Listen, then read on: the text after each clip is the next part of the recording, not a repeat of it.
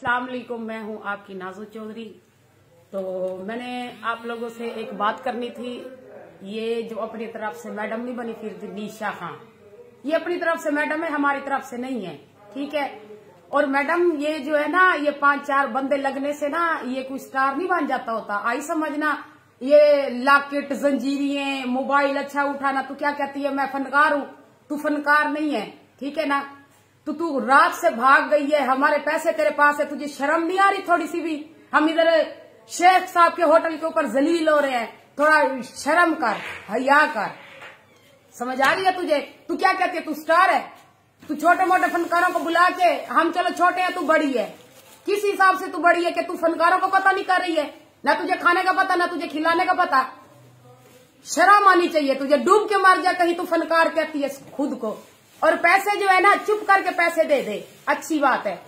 मेरी पेमेंट दे दे, तेरे लिए बहुत अच्छा है। आई समझ? तू मैडम है अपने लिए, हमारे लिए नहीं है। हाँ, मैं तुझे ये भी बोलने लगी थी कि ये 2-4 फनकार के पैसे जो तू खा रही है, फनकारों के पैसे तो तू नहीं खा सकती। तूने दुनिया में नहीं रहना। ये वीडियो कोई नहीं देखेगा तेरी, हर बंदा देखेगा। आई समझ? और जो भी फनकारों के पैसे खा रहा है ना, वो अपनी बहन, बेटियां, माए सब लेके आए और इधर नचवाए, घर के घर पैसे जाएंगे, ठीक है। और ये है निशा खान। निशा खान ये जो बड़ी सुपरस्टार बनी फिरती है, पता नहीं खुद की तरफ से इतनी बड़ी सुपरस्टार बनी फिरती है। मैं तो नहीं मानती तुझे फनकार।